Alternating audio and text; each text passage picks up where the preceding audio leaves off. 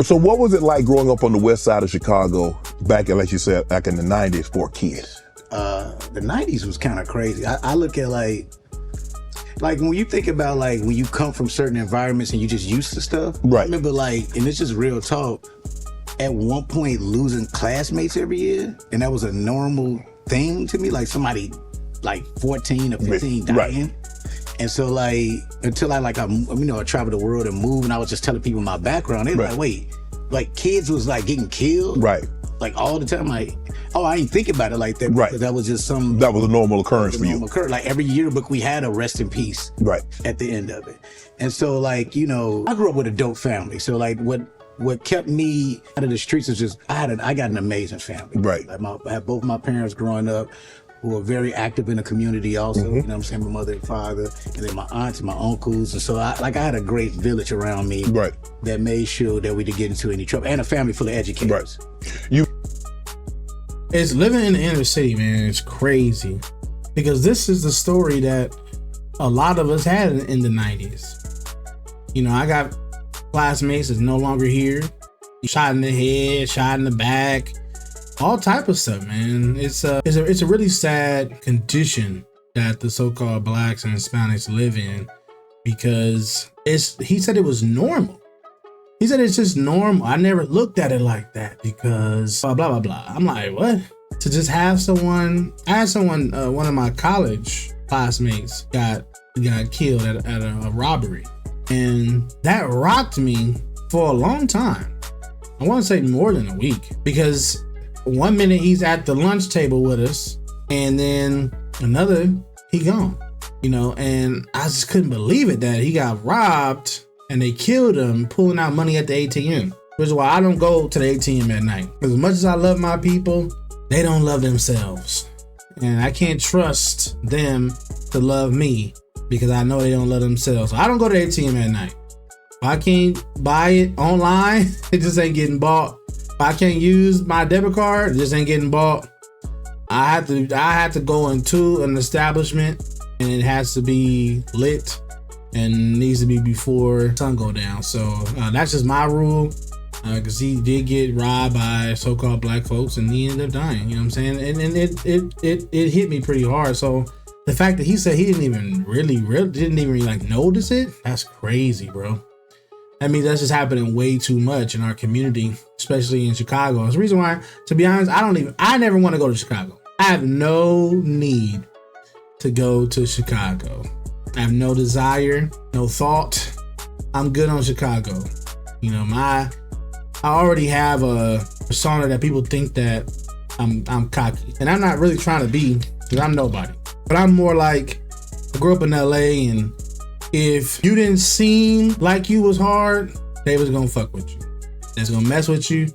And I'm like, hey, tired of getting messed with. So eventually I just became a little stone cold when I walk through places, you know what I'm saying? And I might walk through Chicago, the wrong spot, and someone is offended by that. Then I'm dead because of nothing. And that's really what it would be. So because I do love my people and I don't have no problem speaking with my people, but until someone shows me that they friendly, I'm on guard. So, I have no need to go or desire to go to Chicago or Detroit. They can keep them cities. I never need to go there. I want to go places that's friendly, that I know, and that I can have a good time and not have to watch my back, and not have to worry about somebody trying to get initiated and running around killing folks. You know what I'm saying? So I'm good on that, but that's a sad thing that he had to deal with that. But one thing that he did say that helped him, and I really wish that women today would really understand this. Like, you becoming someone that is different than what's around your children, even if you're a single mom, if you become different, as in become educated, have a prestigious job, businesses, it allows the children to see something more than just hanging out and playing dice in the class, and because they know you didn't get no degree playing dice in a damn class. So it allows for them to see like, oh, I need to be better to be able to achieve the things that the people around me have achieved. And I come from a good family. We might not all believe the same thing, But as far as the stock of people that I come from, the lineage, there's some good people, prestigious people, business owners, educators, law enforcement. You know, there are a lot of people that were influential in my life as I was growing up. That was very positive, and it allowed me to say, hey, I ain't about to be like this nigga over here. I'm not about to be no stripper when I grow up. I had a brother tell me what he wanted to be when he grew up was a stripper. 12th grade, I'll never forget it. And I thought it was a joke. I'm like, ha ha. He's like, man, because they make a lot of money, you know, and they get a lot of women. And I'm like, bro, are you serious right now? I didn't want to say that because I didn't want to make him feel bad, but I'm like, bro, what kind of school am I in where the kids is like this? You know, and that's just what it was, you know, and a lot of people from that school not alive either.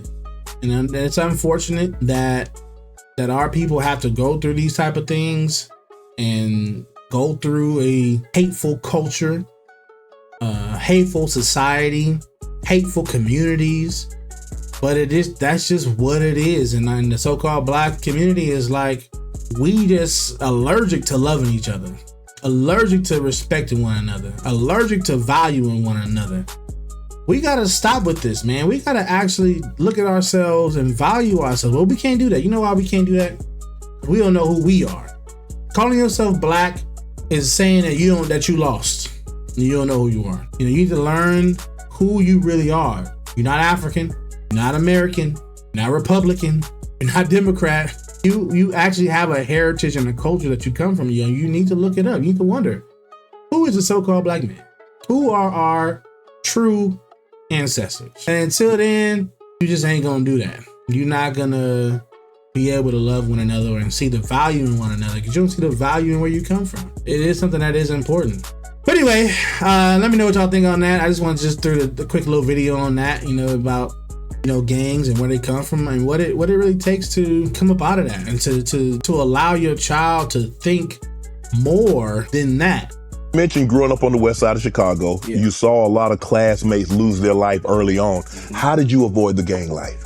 My parents, my father, you know, being present and making sure that it wasn't even tempting to us. You know what I'm saying? I remember the summer, like, it was one summer where like everybody, like you could tell all of us were starting to grow up and like felt like everybody joined the gang. Right. Like it was kind of crazy. Right. Like, we started out just, you know, going to the basketball court and playing, and one day it just felt like everybody literally, you know, I'm not even lying about this. Like it was kind of weird now that I think about it. It's like, damn, everybody like literally became like these little young adults, you know, joining the game. I remember my father watching it kind of happen in the neighborhood, and you know, he just sitting us down, like me and my brothers, like, yo, you know, this is not your life. You know what I'm saying? If anybody come talk to you, y'all come talk to me too. Let me know somebody. Hey man, that's an important thing, man. The father is supposed to be the watchman, the lookout. He ain't supposed to just be head down into work or head down in the TV or head down in the books. He's supposed to be the lookout. What's going on with my children? What's going on in the community with my children? And he said his father was watching. And that's what we got to do. A lot of these fathers don't really get it. They just think, oh, because I was in the house, my son gonna be good. Nah, man. I was in the house, my daughter gonna be good. No, man, we need to watch. You know what I'm saying? Like, we need to watch the type of things that they're into, the sports that they're into. My son not doing no gymnastics. Why? Nothing but homosexuals. My daughter, she not gonna be in basketball. Why? Nothing but homosexuals. My daughter, she not gonna need to be doing no football. Why? Because she don't need to be rough. There's no point in her being rough. My son, he's not gonna be doing no football. Why? Because we're gonna be inventing things. We're gonna be starting businesses. We're gonna be more intellectual than meathead. And that's just what it is. And I've lived through these things, and I've seen people go through these things and see what they come out to be. And it usually 99% are not good. Talking about what about NBA? Oh, what about the NFL? So what? That was a very, very small percentage of people that ever can become professionals. And then what you got to do to be professional, you might not want to do it. Okay. So my children, I've watched and I've looked and I said, okay, even spiritually, like what are the fathers feeding their children spiritually? I watched and I looked out and I searched to be able to be the spiritual rock that my family might need. My wife asked me a question about the Lord or what she should do or anything. I'm gonna tell her what the Lord say. My son asked me what should he do. I'm gonna tell him what the Lord say. My daughter needs some advice. I'm gonna tell her what the Lord say. But you can only do that if you are a watchman. If you're watching out, what's going on? What's the new trends? What they watching? What they liking? What's on their YouTube shorts? What's on they Google searches? Y'all gotta do it, man. You cannot be a deadbeat father. Just because you're at home does not mean that you're there. Just because you live underneath the same roof as your family don't mean that you're present. You gotta be present, and you gotta make sure that your kids, your children, are safe. And you explain to them why certain things are not safe, so they can understand that it's not just you trying to be mean, you're trying to watch out for their soul. But then if they still choose to, daddy don't know better, or he old school, things have changed, well then now it's on them. But he said he was able to avoid the games because his father was watching.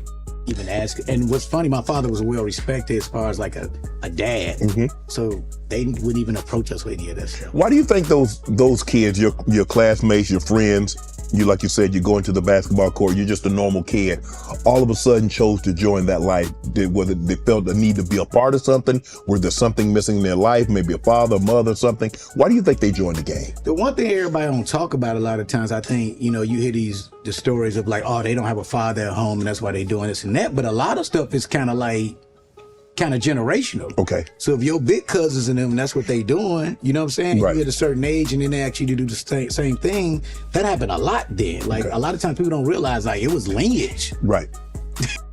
No, it's not lineage as far as a cousin or whatever. Now, if your father was in it, or if it was lineage, cousin, it's not lineage, but if it was blood, then your father's gonna be able to take you aside and be like, hey, bro, I know Ray, into the gangs and stuff, but look, this is where this is gonna end you up. Let me show you this video. Let me take you to this spot. This is where it's gonna end you up. Let's go to this police station. This is what the father is there for. It's not that sometimes the father, if he's not watching, then there's really no point of him being around, because the son's still gonna do what he want to do because he feel like his father don't have no interest in him. His father never asked him no questions. Father don't ask him how the school was. Father don't ask him about his friends. Father don't ask him about, the things he think about. Did you have a dream, or what do you want to be when you grow up? The father don't ask no questions. He just give orders, or he just let the mama take over, and that is even worse. So that's what happens when them kids, a lot of times, when them kids go to gangs, it ain't because of your cousin. Yeah, it might be a little enticing because you want to do what your big cousin doing, but if you got a father that know, like, hey man, what was you and Ray talking about? Hey man, I see you and Ray talk about a lot of stuff. Y'all be talking outside. What would y'all be talking about? If you got a relationship with your son, you should be the biggest role model your son has. You should be his idol, outside of the Lord. I'm just saying, you should be someone that he models himself after. If other people are his role models, other people are influential to him more than you're not doing your job right. Chicago gang, like, right. It was just like some random, they weren't orphans or nothing. Correct. Okay. It was people in their family already gang banging, what I'm saying? And felt like, all right, this is what it is. So it's a lot of things that happen kind of traditionally, to be honest. And let me know what y'all think. Let me know if, you had anybody in your family that pressured you. Let me know if you had any friends at school that, died, or was it regular for you, or was it something that really was impactful? Let me know what you guys think in the comments. If I made you laugh or smile, go ahead and hit that like button. Made you think, definitely go ahead and comment. And if you want to just roll with the channel, go ahead and hit that subscription button with the notification bell. And we out. Peace.